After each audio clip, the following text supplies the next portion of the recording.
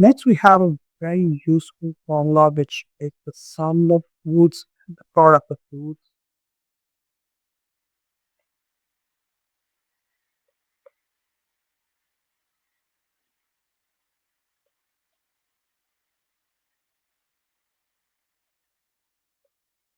This formula is especially helpful provided that it gives you the instant answers for the common product of roots even without finding her roots.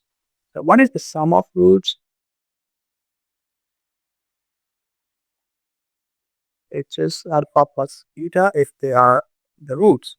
And similarly, product would be the product of the roots alpha times beta, where alpha and beta are two roots.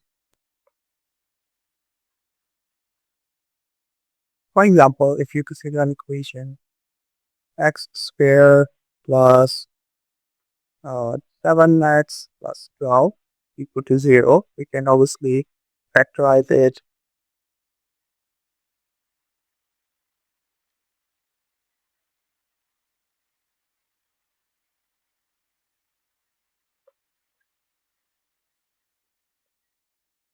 And it gives us the three vectors and hence the two roots, which are -4 and x equals to -3. Now, if you don't understand all of this, just go to YouTube and search how to factorize because it's something you have already learned in the high school. So just have to revisit the concept. Now, this lecture is more focused on the tricks and how to save time in LUMCAT. I will take you directly there. If you have to find the sum of roots, which in this case would be the sum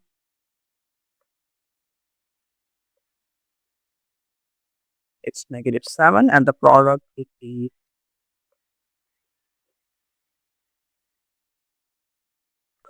the problem with this time solution is that it takes a lot of time.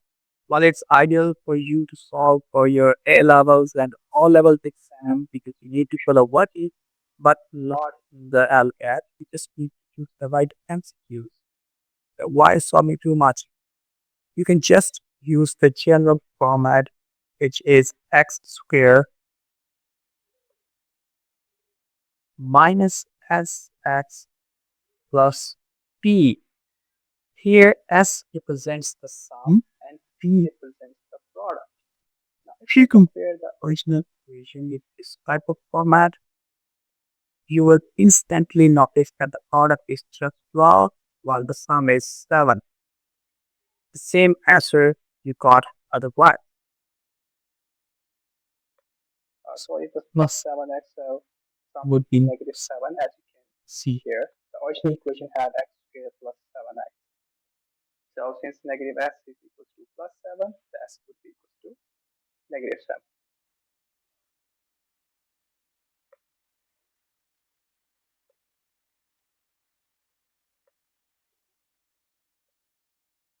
Now, examiner also knows that you might be using these shortcut tricks, so they make the question more difficult for you.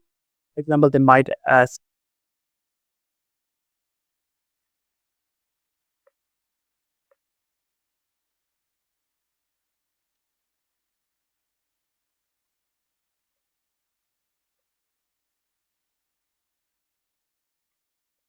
well, you have learned the shortcut trick in this video and you're very happy. You just jump directly into the answer. You'd be said, oh, this is negative s, the s should be -9, and the product which is -12. No, that's incorrect. Why? Because in the general form I told you the coefficient with the x squared was 1. If you compared with this, it was x squared minus sx plus b. But the coefficient with x squared was 1.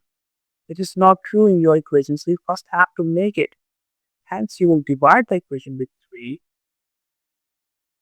So after dividing with 3, this is the new form. Only now you can find the values of sum of the roots, which is negative s equals to 3, so s equals to -3.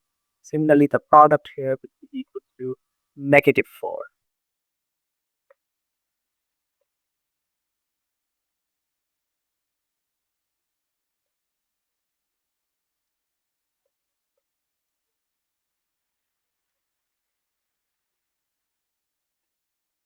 In general, they test you from determinants to sum and product of groups, and they somehow sometimes gives you a variable and ask you to find the value of that variable. For example,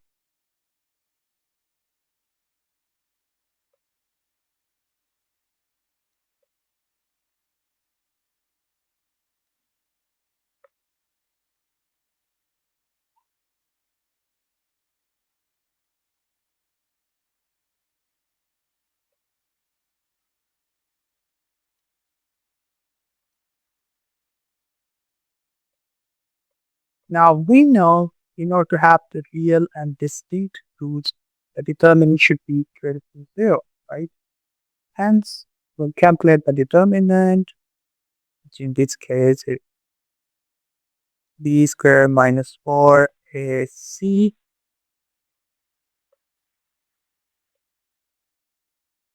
as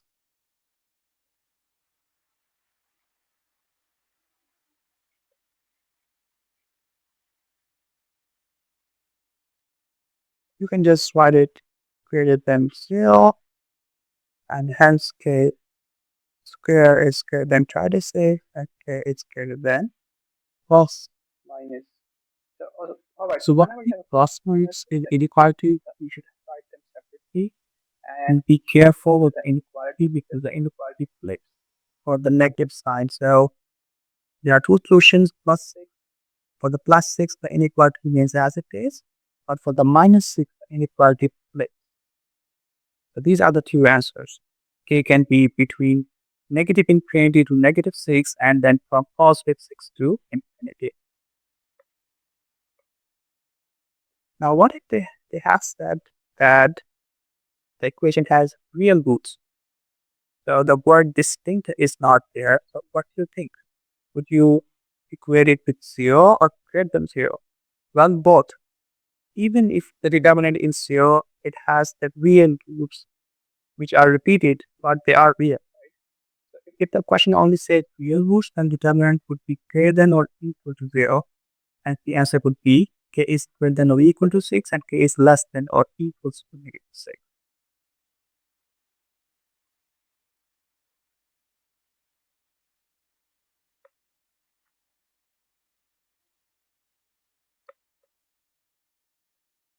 They also ask you to find the roots without even telling you the equation, but just telling you the sum and product.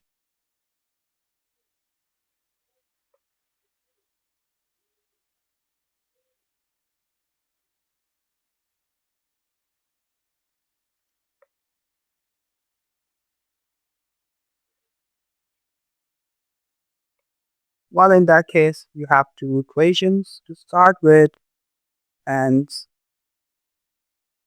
sum equals 7, product equals 12. You can separate the value of one of the roots from here. So let's separate alpha. Let's replace that value into the sum equation. And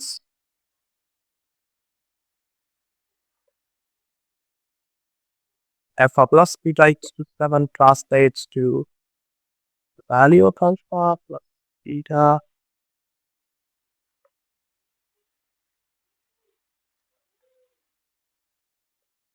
So now you can solve this quadratic equation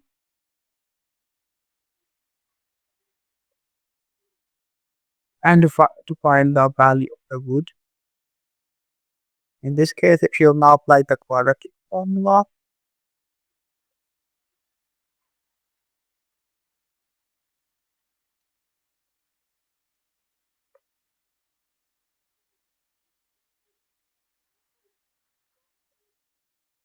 d squared is 49, 4 times 12 is 48.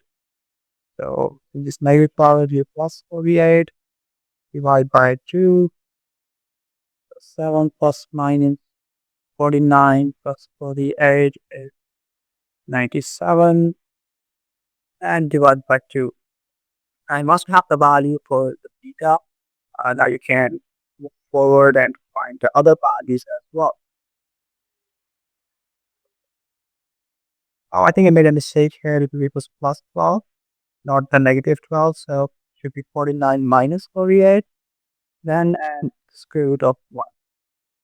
So square root of 1 is just 1. So 7 plus minus 1 divided by 2. The two roots are 8 by 2, which is 4, and 6 by 2, which is 3. And once I have the value for beta, A is just equal to 12 over beta. So 12 over 4 and 12 over 3. Hence the roots are 3 and 4 respectively.